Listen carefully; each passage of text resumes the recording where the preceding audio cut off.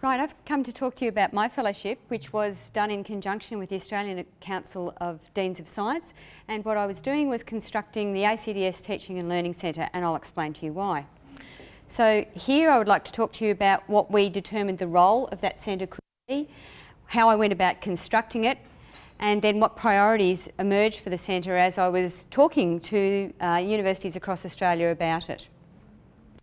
So one of the impetus for my work was thinking about what we've been thinking about for the past 2 days, which is why doesn't the sector respond to the good work that's out there in front of it? And this is a piece of work that was published in 2011 by Charles Henderson in the States. He took a very narrow, focused view of measuring the evaluation of what he called instructional change projects. And what he was doing was working from the educational literature. So you might argue, and you would be quite right to do so, that he was using a very narrow set of outputs as a measure for effect. What he found out of that review of 191 papers from 1995 to 2008 was that instructional change projects really didn't last very long at all, which is of no surprise to many people here. What he found, though, was that the evidence base for successful change is weak. That is, during the time of the instructional change being put into place, there's lots of enthusiasm, there's lots of energy put into it. The changes are often driven by a champion who will put lots of time into it. But over time, that wanes, and then there's actually the long-term evidence for effect is weak. He also pointed out, and this again is no surprise, that real change requires long-term engagement in a complex and difficult environment. And this is the bit that really we were trying to tackle through my fellowship. What he says is that two commonly used change strategies are clearly not effective. Developing and testing best practice curricular materials and then making these materials available to other faculty. That's the dissemination model, which, as David pointed out before, we've known doesn't work for a very long time indeed. Henderson also pointed out that top-down policy making meant to influence instructional practices was also ineffective. However, if you want to drive broad-scale change, you do have to engage with institutions. So this brought me to thinking about aligning influences on change. And this is a fairly simplistic diagram. I'd probably change it a few times now. But the idea here was that the teacher-student interaction is sitting inside an institutional context. Now, I'm not trying to say that all learning happens in that space, but that interaction is actually largely controlled by the institution, or at least it's framed, it's bounded by the institution. And what influences the institution is not necessarily aligned to what influences either students or teachers. And the groups of influences should overlap, and sometimes do, and don't necessarily overlap.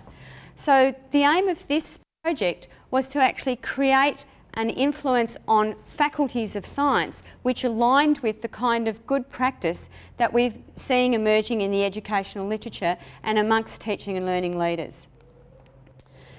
So at the outset of the centre, of the project rather, I was working with the ACDS and with faculties of science around Australia to have a think about what kind of role a centre would have which could have a broad scale effect on the sector.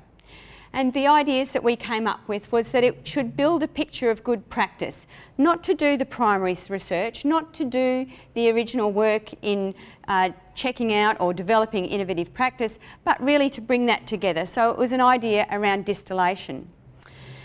The big important ticket item of working with the Australian Council of Deans of Science was to give authority to that advice. Now, I keep telling everybody that it's authority. It's actually, when you get down to it, peer group pressure.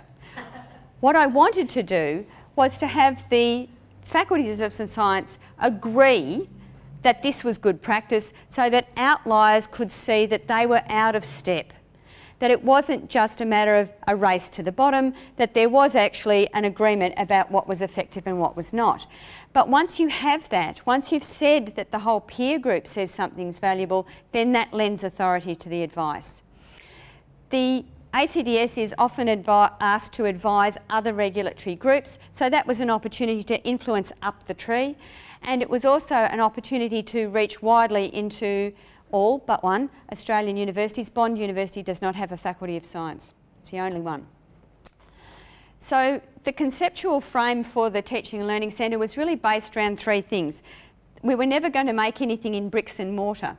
So the idea was to link three activity centres, I suppose, to make a virtual centre. And they were the centre website, which was something that I built during the fellowship, to link that through to teaching and learning meetings, which already existed, and to have activity for the centre driven through projects. Who would the centre be? Well, our first port of call was to focus on Associate Deans Teaching and Learning. And the discussion this morning about how do you get influence into broad-scale practice made me think about this again. Why did we pick them? Because they sit at that juncture between the practitioners on the ground in the classroom and the university leadership. They don't have line management, so they have to work by influence. And they have to influence both up the tree into the deans and often with a hotline to the PVC or DVCA, and then down to practising academics on the ground, hopefully through local leaders like heads of schools, heads of department. The deans themselves are members of the centre, and that's really to tie them to it, to make sure they don't escape and say that's somebody else's stuff. So that when there's a recommendation from the centre, that we take it back to the deans and ask for their opinion. Now the price that we pay for that is that it's slow and they're going to be conservative. So I don't think we'll take everything back to the deans. Oops, I'm on camera. But where we need to have sector-wide agreement, that's a very important step to take because it does mean that we've got buy-in. Of course, we also need the innovators, the leaders, the champions, the people who will go out there with enthusiasm and drive it. And they are the science teaching and learning leaders, and my job over the next year is to bring them into the centre as well. So I was starting with the ADTLs. A couple of other ideas emerged as I went through the fellowship. First of all, we quickly got to the point where I realised that the ACDS Teaching and Learning Centre had another potential. It had a potential of bringing together what are often separated disciplines. And this little table talks about disciplinary societies in science, because I had a look at what they do, because many of them say that they're interested in education. Apart from those which are involved in professional education, so Wuggy, I'm putting engineering aside for the time being, and other professionally accredited courses, but just talking about societies which give some kind of mark or some kind of imprimatur to a course, there are 7 of those. And so they look at curriculum. They're not very sophisticated views of curriculum always, but they do look at curriculum. There's another 21 societies which claim to provide resources around education at tertiary level and hold education events. There's a further 12 that just offer resources, and on top of that we have now 5, actually more because we keep growing them, education networks which have grown over the last couple of years, a number of them funded by the Office for Learning and Teaching. That's a lot of people. And a lot of the work of those accrediting societies is actually about research, but they represent a lot of people, and science academics identify with those individual disciplines. So if you ask Chris, she'll tell you she's a physicist, and if you ask me, I'll tell you I'm a biochemist. And we belong to separate disciplinary societies. But our students, if we were in the same university, would be in common. So there's a real argument for bringing science and mathematical sciences teaching together because we're sharing our students. The other idea that emerged from working on the ACDS Teaching and Learning Centre was the idea of translation to practice. I had a trawl through the resource library of the OLT, and there is wonderful stuff there. But when I go out and talk to practitioners on the ground, they are largely unaware of it. And the reason they're unaware of it is because they don't go looking. Now, if I talk to people who are active in this space, so I've got plenty of colleagues who are active in OLT and ALTC projects, they do know to look, but they are in the minority. So one of the other things that the ACDS Centre can do is to do what the OLT was doing when it created good practice guides, to draw together, even just as a list, those projects which might be helpful around an issue. So we had a structure, we had a set of aims, we had a structure, we had some ideas that were coming out of it. My first task was to talk to as many people as I possibly could about what the ACDS Teaching and Learning Centre could and should do. And part of that was to develop the model, but a lot of it was to just get that message out there, that we are going to create something for everyone to share. And what did I find? I found a real hunger for consolidated and authoritative information. People were looking for quite targeted resources. They wanted to know what works. They wanted to be able to talk to each other about what works, even when it's a wild idea. They wanted just really basic information. What is coming up over the next year in teaching and learning? And you'd think that would be a simple thing to do, but actually it's quite hard to get a consolidated calendar together.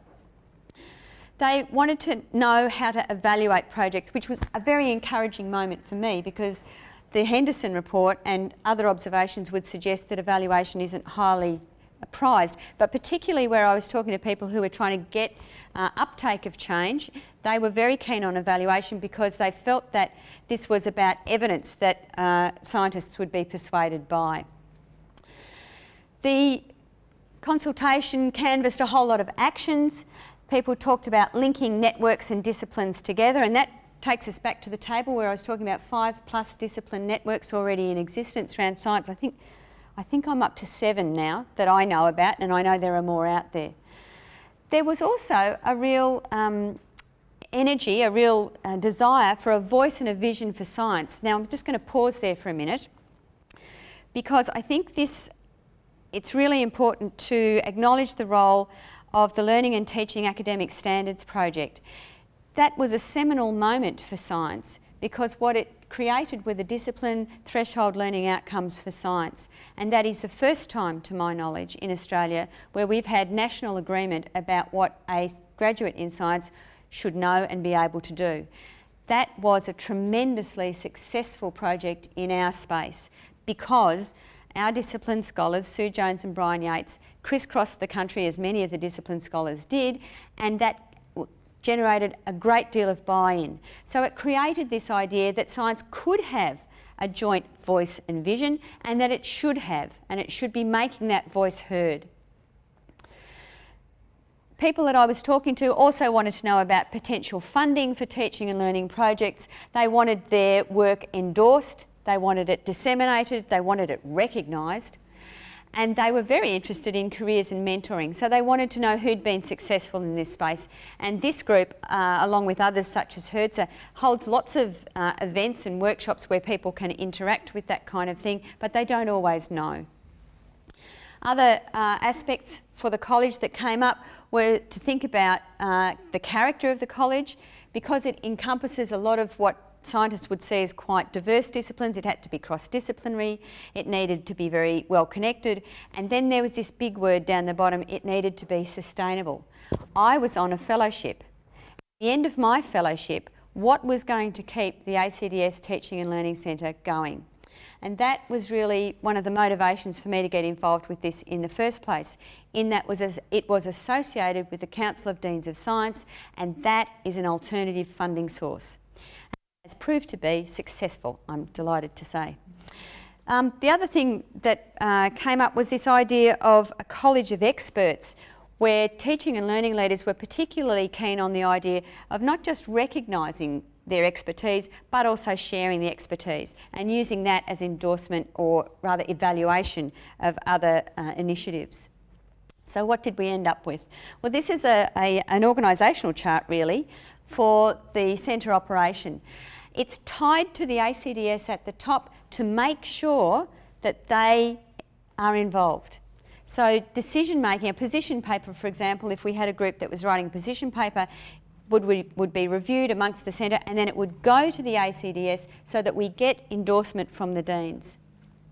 The centre itself, well, the centre itself is a virtual centre, it's a website, and then 2 people. At the moment it's me, Centre Director, and our Communications Officer that runs the website. And where does the work happen? Well, it has to happen amongst the members of the centre. So there were 3 big groups there, and I didn't get to get them all up and running in the time that I had available, but we're still working on it. So the Associate Dean Teaching and Learning Network was the first place that I started because, as I said, they were my focus from the beginning.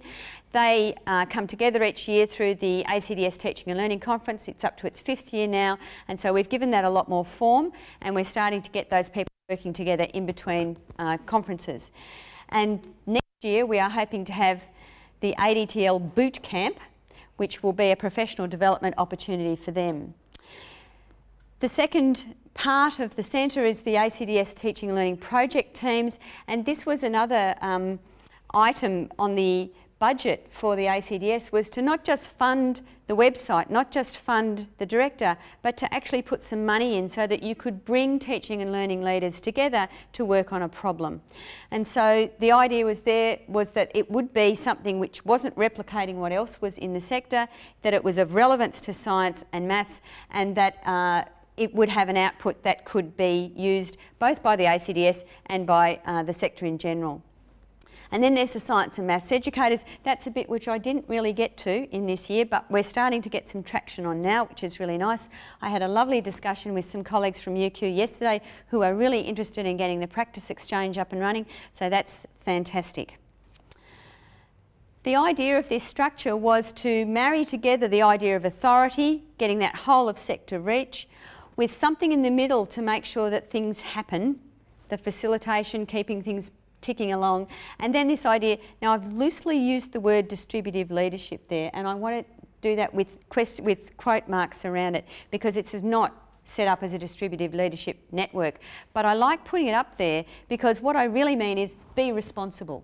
If you're a member of this centre, take responsibility. For the 6 months of this year, January to June, what we did was to try and test the model by actually running some activities with it, and we set up the website, we started a newsletter, we had some meetings, and we started off the first project, which was around the threshold learning outcomes, and we ran a whole lot of extra meetings which are listed there. This is a bit of the website. I won't run you through it because it would take ages. But the front page, it's just a WordPress site. The front page is about news, and it has articles that pop up on it regularly, mostly written by me at this stage, but I am working very hard to make sure that other people start posting to that site as well. It does need to go through the centre, so through me at the moment, or whoever is the centre director, so that we have some consistency about it. There's a networks page there, and one of the really important things about the ACDS Centre was that linking idea. And it has worked very closely with the discipline networks in science which were funded by the OLT. They've been beavering away for the past 2 years looking at the threshold learning outcomes for science and translating them to the local disciplinary context, amongst other things. So one of the things that we were doing through this project is trying to bring those together and link them together. There's a page on centre projects with information and outcomes, and there's resources there, links to resources, which again will grow. The things that I'm working on now, the Science Teaching and Learning calendar of events, currently held by another project, will eventually migrate over here, and as I said yesterday, I've had my first offer for somebody to create the ideas exchange. 2 minutes. Good, because I've got 2 slides. That's nice. So this is working collaboratively. This is this idea of working with other discipline areas, with other networks. And it was really important during this process, during this project, to work alongside the science discipline networks which were coming into existence and starting to work. The list of icons on the right are from the Science Discipline Network, and SLATNet, I can never quite say that, is the Maths and Statistics one. There's one in Chemistry, there's one in Biomedical Science, which is CUBE, the Physics Education Network. SAMNet is an interesting one. It's a distributive leadership project which drew science leaders across different projects around action and learning projects in universities, and they proved very useful because they were like a diagonal slice through the science faculties for me to talk to, which were quite useful. And VibeNet is the biology one, which I was also involved with. So the last thing I want to say is where we got to. So in October 2013, so not that very long ago, I went to the Australian Council of Deans of Science AGM and I presented this, and I asked them for money. And lo and behold, they put their hands in their pockets and said yes. Not only did they do that, there was rebellion amongst half the group who thought that actually the amount that they'd voted wasn't enough. The centre could do a whole lot more, and could we double the subscription? Which was also very exciting. In the end, we said no, because we didn't want to leave anybody out. But they have committed to funding the centre for the next year, and in 2014, providing the centre meets, they haven't given us targets actually, but providing there's satisfactory progress, we're hoping to move into ongoing funding. So for next year, we need to consolidate our collaborations with the discipline education networks. I need to bring teaching and learning project teachers, project leaders closer into the centre and give them more leadership roles. We need to get our ADTL bootcamp going over, and there is some interest in doing a project around sessional teaching. So I found the sessions yesterday on sessional teaching very interesting, and I hope we're going to grow our seedling at least into a sapling and then to join the forest. Thank you. With the obligatory thanks. Excellent work, Liz. Thank you. Thank you. Over to the floor. Any questions or comments for Liz, please? This is one of those end of the day moments where everybody's tired. I think David's got something. David. You raised an issue that also came up yesterday, and it kind of permeates everything we do, which is that people that look for things find them, but most people don't look for things. Yes. I mean, have you started to explore that issue at all of how you... I mean, obviously, people that look for things will find them in a very convenient one-stop shop. Yes. But what about getting them in there? Yes. One of the things I did, David, was to go and talk to Associate Deans Teaching and Learning, because I had access to them, to ask them about how curriculum change happens in faculties of science. So I had about 6 in-depth interviews and another 7 which were rather shorter, because I wanted to know how people took that forward. And it's a really mixed picture. What the Associate Deans Teaching and Learning said, both individually and in groups, because I talked to them at conferences, was if we could just have it in a condensed form, we'll shove it under anybody's nose. Now that doesn't mean that we'll get uptake, but it does mean that the faculty then says, okay, here it is. And so that's another influence which is pushing it forward.